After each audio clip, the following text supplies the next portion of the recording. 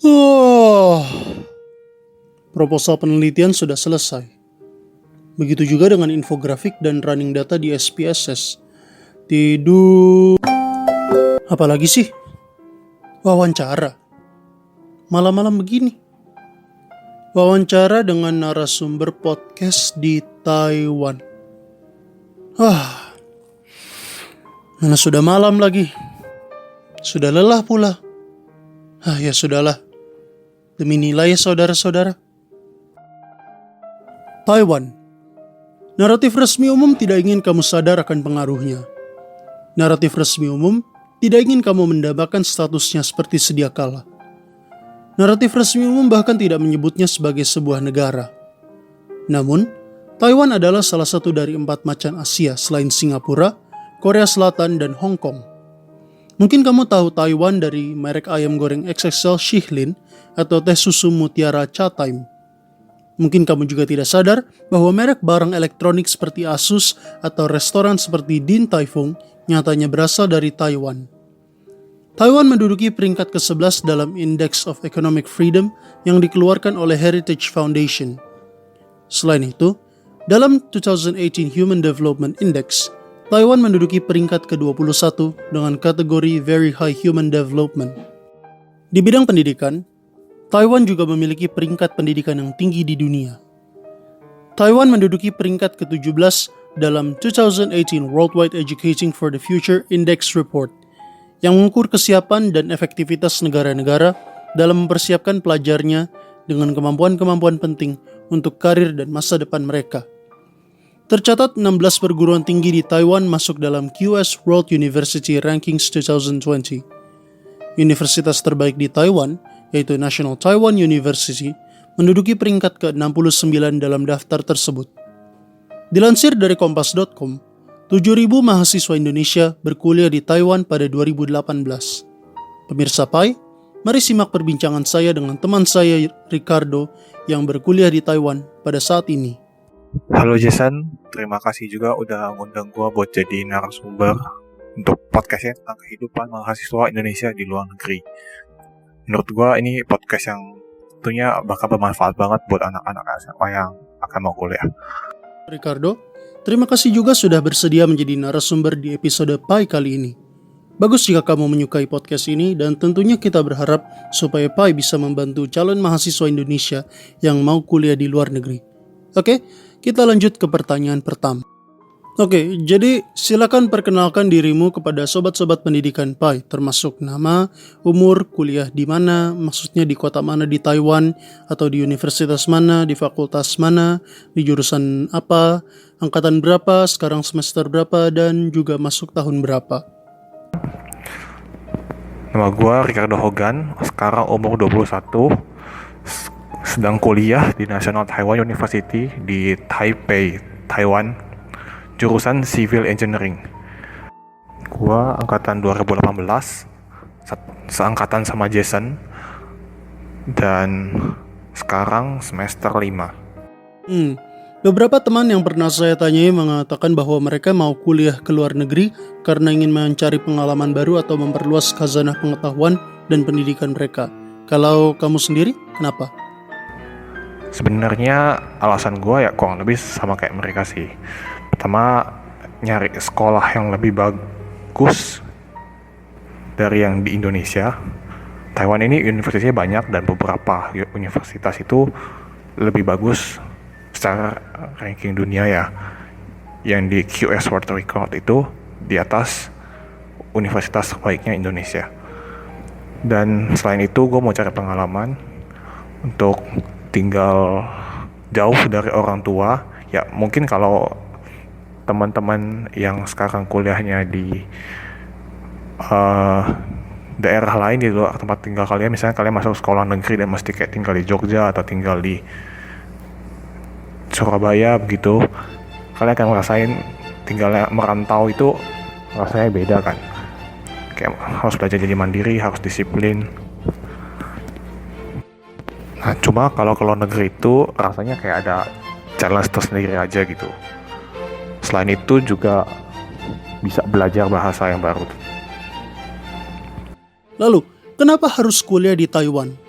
Lalu apakah kamu merekomendasikan Taiwan sebagai tujuan kuliah mahasiswa Indonesia? Kalau iya, kenapa?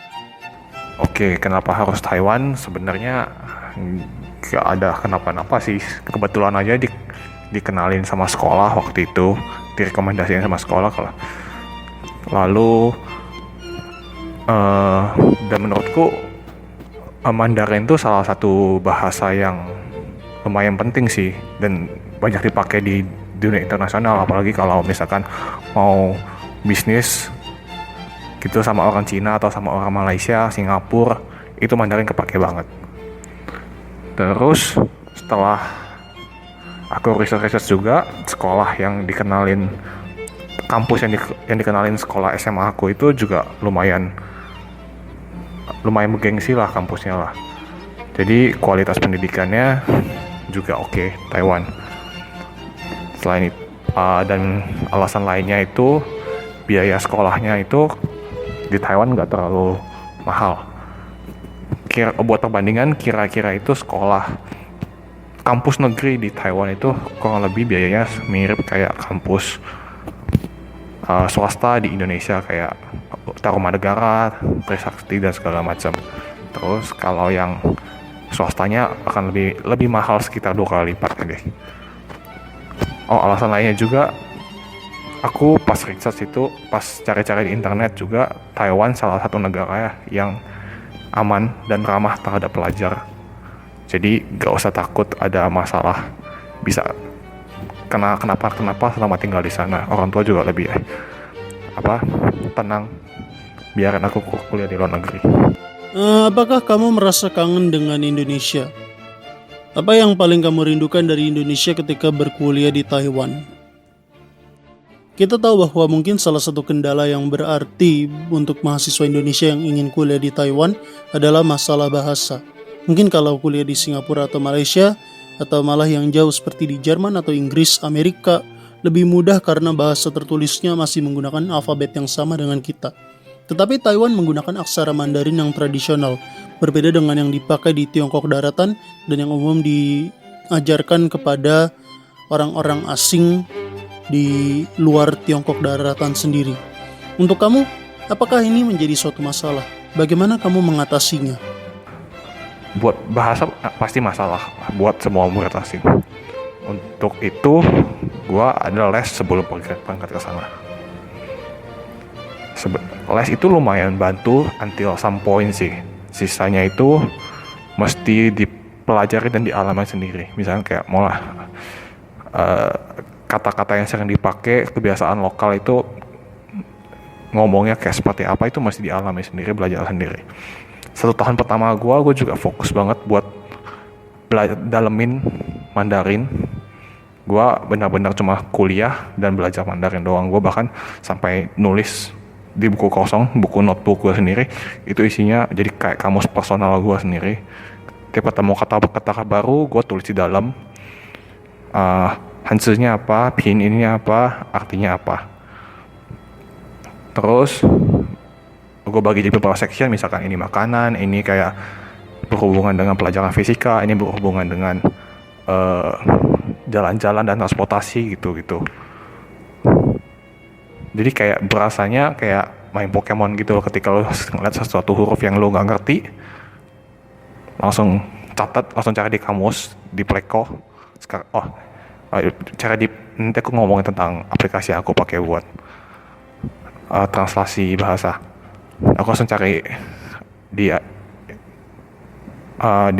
Google artinya apa, aku tulis di notebook. Terus ya udah, biar tiap kali begitu, ketemu yang baru tulis, ketemu yang baru tulis, sampai akhirnya lama-lama aku nggak perlu buka notebook itu lagi karena hampir semua kata udah pernah aku temui gitu. Untuk aplikasi yang gue pakai itu biasanya Pleco atau Google Translate. Google Translate biasa buat translate secara kasar aja gitu. Soalnya kalau dikasih bacaan 1 lembar panjang itu pakai Google Translate lebih oke bacanya, karena walaupun translate-nya salah-salah, makanya gue bisa nangkep intinya dia mau ngomongin apa. Tapi kalau buat mau translate yang lebih tepat perkataannya pakai Pleco. Berdasarkan yang saya baca, sepertinya Taiwan punya tes kefasihan bahasa yang berbeda dengan HSK yang dipakai di Tiongkok daratan dan umum diketahui sebagai tes kefasihan buat bahasa Mandarin di Indonesia. Apa namanya? Apakah menurutmu sulit atau tidak? Gua nggak pernah ikut sih. Nama tesnya itu TOEFL kalau nggak salah, TOCFL. Itu Test of Chinese as Foreign Language. Menurut gua pakai HSK aja udah diterima sih di sini sih. Tapi buat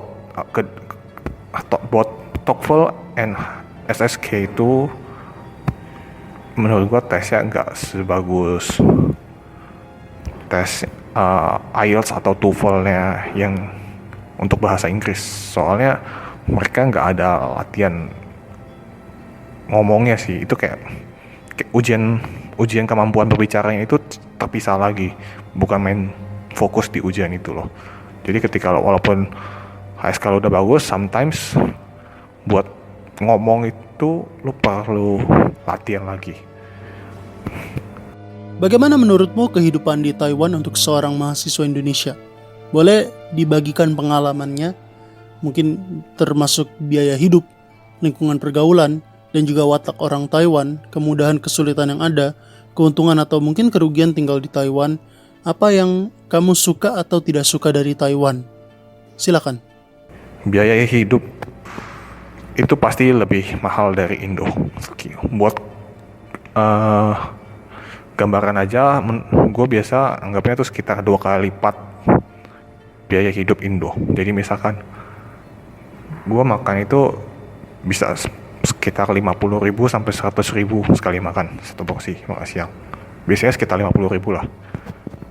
Dan ada faktor juga karena gue makannya banyak sih. Tapi kalau makannya ada orang yang makannya dikit, dia makan 15.000 juga bisa kenyang sebenarnya. Dan gue kebetulan di Taipei, jadi lebih mahal karena ibu kota. Buat perbandingan lagi, kalau misalkan lo biasa makan di mall, harganya itu 50.000, di Indonesia begitu. Kalau di Taiwan itu lo makan 50.000, dapatnya pinggir jalan. Kalau ke mall sekitar 100.000 harganya. Jadi benar-benar 2 kali lipat Indo harganya kalau lebih. Terus lingkungan pergaulan Taiwan itu lumayan banyak orang asingnya sih. Dan mereka itu udah mirip lebih kayak individualistik deh, bisa dibilang. Enaknya itu karena banyak orang asing, ketika lo datang pertama kali dan lo nggak bisa Mandarin, orang Taiwan itu nggak ada yang jelek-jelekin lo karena lo nggak bisa Mandarin lah, atau kayak apaan sih ini orang nggak bisa Mandarin, nggak bisa datang Taiwan. Karena banyak orang asing karena yang Mandarinnya juga yang nggak terlalu bagus juga, jadi lo bisa belajar Mandarin dan tanpa ada tekanan sosialnya gitu. Karena mereka juga individualistik ya, mereka nggak terlalu care kita mau ngomong ada kesalahan apa, salah ngomong atau apa, mereka juga terlalu care, malah kadang mereka bisa bantuin gitu.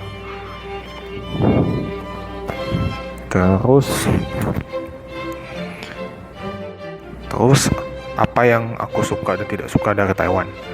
Yang aku suka itu kotanya rapih, sistemnya rapih. Jadi lu buang sampah sembarangan, bakal kena hukum. Orang itu taat peraturan semua lah. Jadi nggak berantakan seperti Indo. Lalu semua juga tepat waktu di sini. Delay jarang ada sih, kalau misalnya nunggu MRT atau bus gitu bisa delay. Yang gua nggak suka itu dari Taiwan ya. Mungkin masalah tiap orang mahasiswa asing yang tinggal di luar negeri sih. Yang gue nggak suka itu toiletnya gak ada semprotan. Ya itu aja sih, mungkin yang pernah ke luar negeri bisa relate. Oke, sekian. Oke, ketika kamu memutuskan kuliah di Taiwan, apakah kamu memakai bantuan agensi atau konsultan pendidikan atau lembaga kursus? Bagaimana sih caranya? Kebetulan nggak sekolah yang kenalin National Taiwan University ke aku itu, dan beberapa ke aku itu kan sekolah, dan kebetulan sekolah aku ini Pahua lumayan ada hubungan sama Taiwan dan Cina.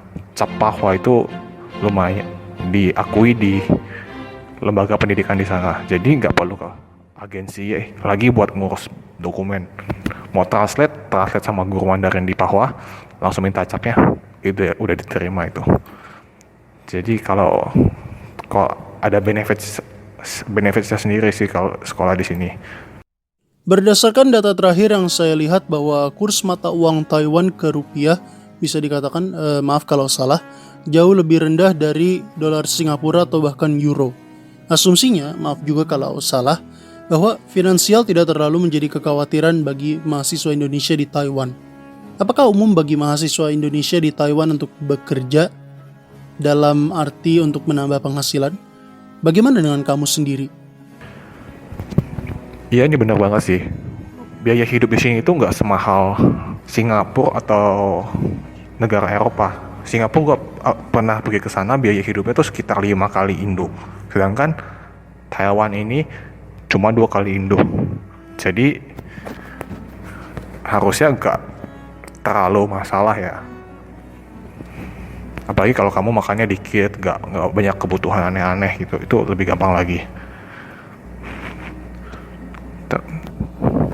Untuk masalah kerja ya, di sini sangat umum sih. Soalnya kita udah kuliah kan, mikirnya pasti kayak ya nggak mau nyusahin orang tua gitulah, mau belajar hidup mandiri. Jadi kita ada inisiatif biasa untuk cari kerja sendiri, cari penghasilan tambahan di sini. Dan kalau buat gua sendiri sih, ini adalah peluang ya buat nyari tambah-tambah duit jajan gitu loh. Karena dengan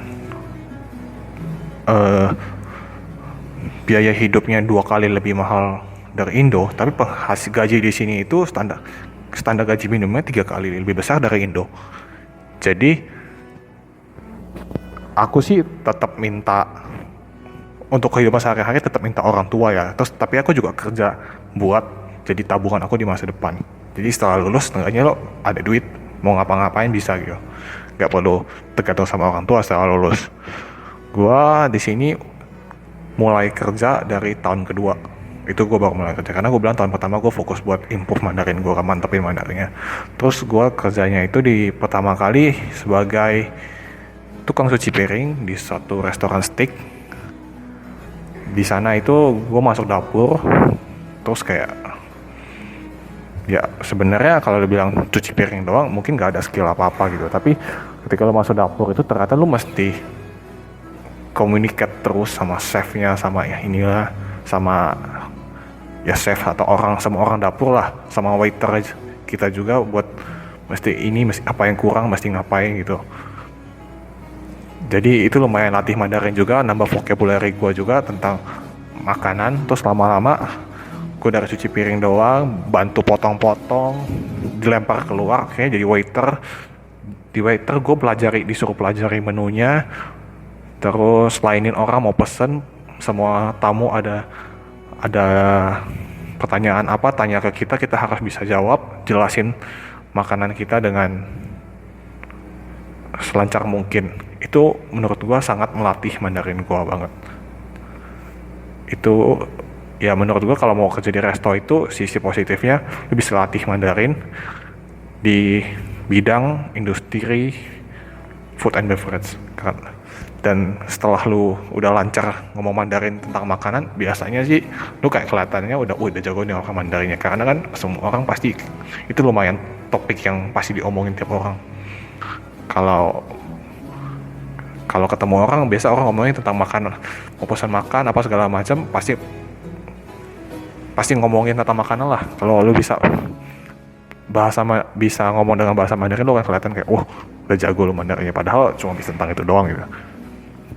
Beda dengan misalkan gue belajar teknik sipil, gue belajar tentang istilah-istilah dalam teknik sipil, ketemu orang cuma bisa ngomong istilah-istilah dalam teknik sipil, dia nggak akan ngeliat gue jago Mandarin gitu loh. Lumayan lah buat latihan komunikasi lah intinya. Terus sekarang selama 1 tahun itu gue ada kerja di 3 resto. Ada restoran Thailand, restoran Lostik dulu, terus sempat kerja di restoran di hotel, sama satu lagi terakhir restoran steak. Ya, restoran steak ini gajinya lumayan tinggi sih. Dan ketemu banyak part-timer dari negara lain juga. Ada yang dari Thailand, ada banyak. Gue belajar banyak sama mereka tentang budaya-budaya Thailand. Terus ada orang Vietnam, ada orang Myanmar, banyak deh. Itu kadang Mandarin mereka tuh juga nggak lebih bagus dari kita. Terus jadi gue juga terpaksa buat ngomong Inggris sama mereka, dan lumayan latih Inggris gue juga gitu. Terus sekarang gue kerjanya udah gak kerja di resto, gue sekarang kerja di kantor arsitek karena lebih berhubungan lah sama jurusan gue itu. Buat gue nyoba belajar di bidang yang baru. Kalau kerja kantoran begini menurut gue nggak terlalu kepake, nggak terlalu bisa improve Mandarin gue lah, karena nggak banyak ngomong ya. Kalau kerja kantoran begini gue cuma gambar di depan komputer, ketik, pencet, gak ngerti baru tanya atasan pakai bahasa Mandarin. Nah itu doang paling sedikit komunikasi sini. Tapi ya ini berhubungan sama jurusan, lumayan buat portofolio gitu. Bagaimana sistem pendidikan di Taiwan? Apakah menurutmu cenderung mudah, atau sedang, atau sulit untuk mahasiswa Indonesia? Dan juga bagaimana dengan kampus life di Taiwan? Kalau dibanding Indo, pasti orang-orang lebih suka sistemnya Taiwan. Kenapa? Karena adik gue masih kuliah di Indo kan, dia di UI. Terus gue sekarang di sini, gue bisa bandingin mereka cara ngajar gimana sih. Taiwan itu walaupun SMA itu ketat banget, gue ada kenalan teman dekat, terus kayak dengar cerita mereka pas SMA itu sekolahnya benar-benar ketat, lebih ketat dari di Indo. Tapi begitu kuliah, mereka itu dianggap dewasa, dikasih kebebasan semua. Dom cowok, kita tinggal di dom cowok bawa masuk teman, bawa masuk ceweknya mungkin bebas, asal jangan ganggu tetangga, orang yang tinggal sekitarnya. Kita dengan dewasa, kita bebas mau ngapain asalkan, tapi lu tahu batasnya gitu. Gue masuk kelas pakai celana pendek, pakai sendal, gak ada yang komplain. Cuma ya kalau mau presentasi lu pakai sendal, pakai celana pendek, semua orang pasti ngeliatin lu, jadi masih sadar diri juga kadang. Kecuali ke lab ya, kalau ke lab itu lu mesti pakai alat-alat safety, pakai sepatu, celana panjang, masih pakai jas lab juga. Itu wajib di sana, itu buat keamanan. Terus gua absen juga nggak seketat di Indo. Gue dengar katanya di Indo itu setiap kali mau kelas, tap kartu mesti absen tepat waktu gitu. Di sini nggak semua kelas mesti absen. Kalau kelasnya nggak ada absen dan menurut lu kelasnya gampang, atau gurunya ngajarnya nggak benar, mendingan lu baca buku sendiri, bolos kelas aja, nggak masalah. Datang pas ujian doang. Tapi ya gitu, kalau kamu lu nggak bisa atur jadwal, lu bolos terus dan ternyata ujian nggak bisa, ya itu selalu gitu. Gue datang sering telat sih, itu jangan contohnya. Gue datang sering telat, nggak ada guru yang komplain gue. Gue di sini kelas itu kata-kata mulai kelas dari jam 9. Dan kalau di Indo itu kan mulai kelas bisa dari jam 8 ya. Jadi lebih nyantai di sini sih sebenarnya. Tapi tetap aja gue telat, gak bisa bangun. Nah, ini mungkin salah satu susahnya tinggal jauh dari orang tua, gak bisa bangun sendiri. Terus apalagi ya? Gue nggak tahu ini sekolah semua univ begini atau enggak. Tapi kalau kampus gue itu gurunya 90% lulusan US. Gak tahu kenapa. Jadi mereka juga Mandarinnya bagus. Inggrisnya bagus. Bingung nanyanya dalam bahasa Mandarin, pakai bahasa Inggris mereka juga bisa jawab. overall menurut gue ini better dari Indo sih, karena kalau Indo itu rasanya kayak ketat sekali, kayak masih dianggap anak sekolahan gitu, mesti datang tepat waktu lah, mesti pakai baju rapi lah. Mereka sih bilangnya mempersiapkan buat dunia kerja ya. Cuma ya gue kuliah begini, begitu gue kerja disuruh mesti pakai rapi, gue juga tetap ikutin aja kok, nggak ada efek apa-apa sih. Oke, nah sekarang saya mau minta satu hal. Tips-tips apa aja sih yang menurutmu harus diketahui oleh mahasiswa Indonesia ketika akan dan sedang berkuliah di Taiwan? Belajar yang rajin, les Mandarin sama Inggris, ambil ujian HSK, TOEFL atau TOEFL atau IELTS kalau perlu. Itu ada nilai plusnya sendiri. Oke, terakhir, pesan apa yang ingin kamu sampaikan kepada sobat-sobat pendidikan di Indonesia yang ingin berkuliah di Taiwan juga? Ya itu deh, masih belajar yang rajin sama belajar bahasa, perdalam bahasa. Kamu bisa kedua ini, harusnya pasti survive di Taiwan. Oh, ada satu hal lagi yang aku pengen ngomongin. Jadi di Taiwan ini ada suatu kebiasaan kakak kelas itu untuk melayani atau membantu adik-adik kelasnya yang baru masuk ke kuliahan. Jadi untuk ada kebiasaan itu, misalkan perkumpulan orang Indo yang di satu kampus itu punya PPI-nya sendiri kan. Mereka ketika adik kelas mau masuk dan sampai di Taiwan, itu semua di PPI yang masing-masing kampus itu bantuin adik kelasnya untuk misalkan cari transportasi, dijemput lah dari bandara, terus untuk pertama kali dibikin kayak ada acara kecil-kecilan buat saling mengenal satu sama lain. Buat yang orang Taiwan juga begini, misalkan ada kelasnya baru masuk gitu, terus kayak diajak ada kakak kelasnya ngerasa di kelas buat ajak pergi makan lah, terus kayak kenal beberapa orang gitu. Jadi dan kebetulan orang Indo di Taiwan itu lumayan banyak, jadi PPI-nya itu juga, PPI Taiwan itu juga lumayan besar sih. Nah jeleknya itu, walaupun sisi positifnya kita jadi nggak susah di Taiwan, tapi jeleknya itu kadang kita terlalu nyaman di comfort zone kita loh. Jadi kita mainnya sama orang Indo terus. Ya menurut gue sih, lu main sama orang Indo terus, bukannya gue nggak nyaranin lu kalian main sama orang Indo terus ya, tapi ya kita sama orang Indo memang harus saling membantu satu sama lain. Tapi kalau lu main sama orang Indo terus, lu kapan bergaul sama orang lokal lagi? Kita kan pendatang di sini, kita mesti ya ikut, seenggaknya kenalan sama orang lokal lah, bakal pelajari mereka kebiasaan mereka tuh kayak gimana, budaya mereka kayak gimana, latihan bahasa juga. Jadi kalau main sama orang Indo terus, banyak loh orang di sini itu Mandarinnya ya cuma segitu aja, karena tiap hari ketemu orang Indo terus, sekolah pakai bahasa Inggris, main sama orang Indo, kapan belajar Mandarinnya gitu sih. Kalau emang tujuan kalian dari awal datang ke Taiwan itu buat belajar Mandarin, ya itu menurutku perlu diingat sih, jangan main, coba bergaul lah sama orang lokal gitu. Orang lokal kan lebih tahu Taiwan itu ada hal apa yang menarik di Taiwan gitu lah. Jadi nggak ada salahnya juga. Tapi jangan lupa juga tetap stay in contact with the Indonesian student here. Soalnya kan kita sama-sama orang Indo, harus saling bantu satu sama lain. Oke, sekian deh kalau gitu. Thank you Jason udah kasih kesempatan. Terima kasih sekali lagi Ricardo akan kesediaannya membagikan cerita buat kita di Indonesia pada kesempatan ini. Ya, sobat pendidikan, demikian episode podcast Spy kali ini. Jangan lupa nantikan terus Spy setiap Selasa di SoundCloud dan mungkin nanti di YouTube juga. Let's go on the journey. Bye-bye.